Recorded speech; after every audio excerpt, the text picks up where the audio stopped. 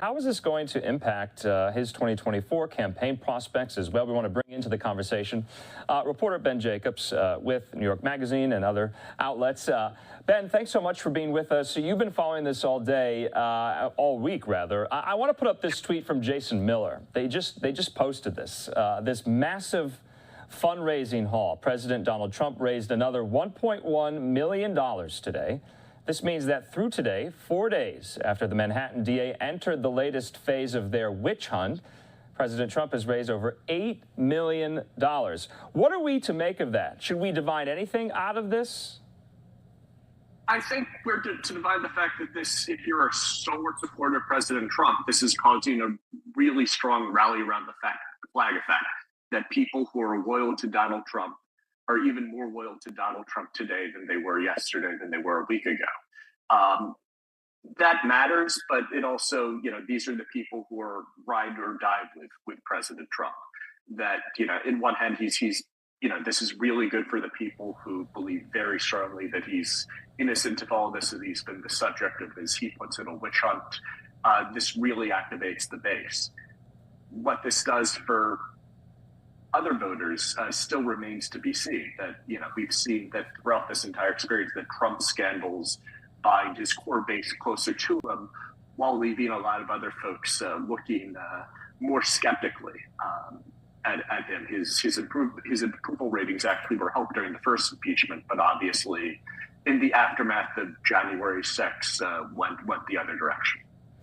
Ben, and maybe you were struck by this, but we know former President Trump was calling for his supporters to protest, to make their voices heard. You're seeing some of them there before he left Palm Beach today, the motorcade going to Palm Beach International Airport. We haven't seen, though, the massive scale of protests that maybe some were anticipating or expecting. Do you think we're going to see that or not? I'm certainly skeptical of that. I think at this point that he's just talked about protests, but there hasn't been a truly organized effort to do this in the way that there was a lot of machinery around January 6th, as has been documented by the committee hearings, where there was national money coming in around the protests for that. That this is sort of statements that put off in stray tweets. And certainly that the impact of what happened with the attack on the Capitol has caused some skepticism about whether it's appropriate or wise for some Trump supporters to protest. But I don't think it's quite the same. There also isn't quite the same rallying point and the same sort of nexus for this stuff that as happened before. There's no election set up. There's no, as we saw at State Board of Elections or at the Capitol, that this would involve folks protesting in what's going to be this very strange area a couple of blocks away from the New York courthouse, in something that seems as much put on for a media show as an actual organized rally. Yeah, and Ben, let's get to news, though, about the indictment and the arraignment. The Associated Press reported just last week that at least one felony is going to be included in this. There are other outlets reporting the number of charges. We don't have that here at Fox, but it could be numerous felonies. Obviously, we'll wait tomorrow for the indictment to be unsealed, so everyone's going to be looking at that. There's been some back and forth, though, amongst Trump campaign officials, Trump inner circle members about the mugshot. Should it be kept from the public or should it be released? Have you been seeing this back and forth today? Yes, there's been back and forth, and I think it's the question about whether the mugshot is effective or not. That you have multiple sides of this. You have news organizations who obviously see, herd value in a mugshot of the president, of a former president, being released. Then there's also questions about what the process will look like in court, because obviously this is not a normal defendant. There's reporting tonight he won't be in handcuffs because, after all, he doesn't present a threat because there are 6 armed federal agents around him at all times. And we know what he looks like, and how this process works is going to be so unique. But I think the argument there among Trump allies is that the mugshot is a great way to raise money on this, and particularly to have one striking, vibrant image. There's some speculation that they'll be having their own footage around his court appearance that they can use for campaign ads. That at this point, this is such a baked-in fundamental part of the race already, that this is about how Trump can use this for his advantage, and how folks running against Trump can try to take advantage of it. Yeah, and of course, there's also this back and forth as well about if it gets to that point, Ben, of a trial, should television cameras, be in the courtroom? Should the public see all of the proceedings? Now, the Trump legal team is completely against that. They told Fox today. Now, would New York even allow that? I thought they didn't even allow that for these state court investigations. My understanding is that they can, that if there's an argument to show a compelling public interest, that might be a possibility. That it's obviously there's not a presumption for it. There's obviously, rare occurrences where there's this much demand for it. That would be the question of folks would have to ask, and news organizations are asking for this and how it bears out, because this is truly uncharted territory. I mean, New York has seen, countless celebrity trials over the years, but this is by far the most historic trial that we would have seen in New York County criminal court that I can certainly think of. And, it becomes a much more difficult question of how to deal with this, that there are no witnesses who need anonymity. We know who everyone is. Everyone who's played a role in this case has been on cable news repeatedly.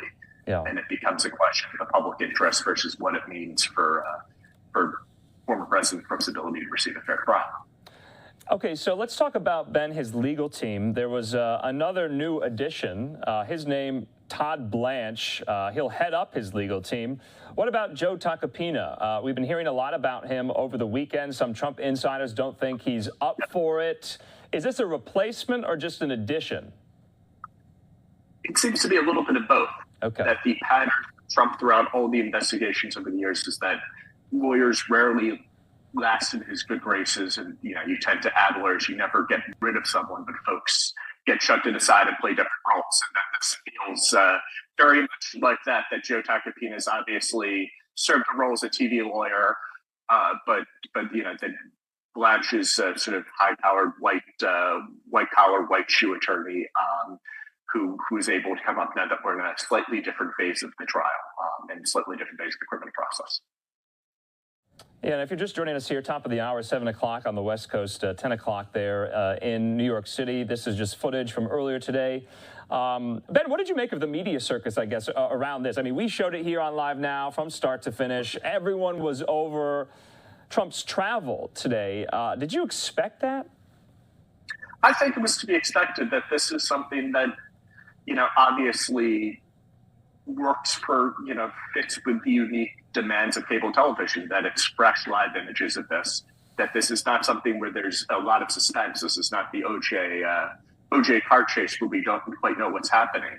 But in terms of tracking what's going on and trying to get a sense that this is something where it at least provides sort of fresh new live images of how things are going on, that whether it's a little bit overkill, it certainly makes compelling television in ways that no one would have thought that New York traffic would ever have been so exciting on TV. Yeah, exactly. So I want to just talk briefly, if we can, about some of these political considerations. After the indictment came down on Thursday, Ben, you were hearing from a lot of Republican allies of the former president that now the nomination and even the general in 2024 is a lock for former President Trump. No one need apply or even try, even though he is indicted. And you've been hearing kind of think pieces about that all weekend. Is this a liability? Is this a benefit? What do you think about that? Is an indictment harmful to his presidential prospects? I mean, certainly an indictment can be helpful in the long term. That, the very fact that being indicted reminds us of all the consistent issues that we've had with Trump. In the long term, that does this help with the voters who rejected him in 2020 and 2024? That's probably not ideal. In the short term, it's great for him. This, binds the base Republican voters closer to him. It sucks up the media oxygen from other rivals, from Ron DeSantis, from Nikki Haley.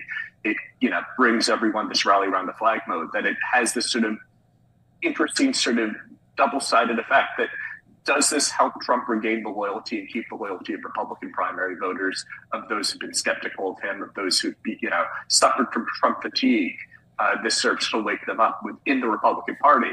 But does an indictment do anything to appeal to voters in suburban Phoenix, in suburban Atlanta, in the Loudoun counties around Milwaukee, who voted for Trump in 2016 but didn't vote for Trump in 2020? It's really hard to say it does. so that it has the short-term advantage. And you have to, in order to win a general election, you have to win a primary first.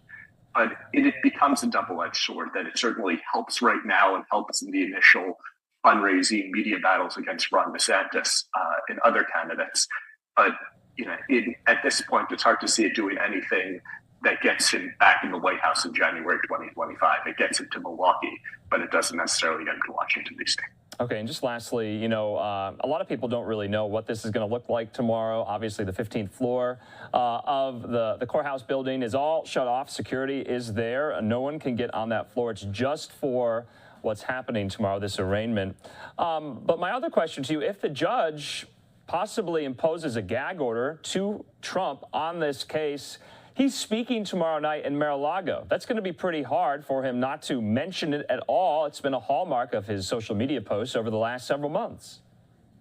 Yes, and I think if a judge imposes a gag order, that presents all sorts of basic First Amendment questions, that becomes very difficult, you're prohibiting a presidential candidate from talking about one of what's going to be one of the key issues in his campaign, that it legally becomes a very problematic and dicey place for things to go. And it creates a plague of First Amendment and constitutional issues that we haven't quite dealt with yet. And which is why it's hard to see a judge doing that. There's sort of been speculation about this, but this is not a normal trial. This is not a normal defendant. And it's hard to see, that if you impose a gag order on Trump, it doesn't stop all of Trump's allies from going across cable news and across media and saying everything he would say, that it seems to present limited benefit for ensuring a fair trial while creating maximum possibilities for chaos and disorder.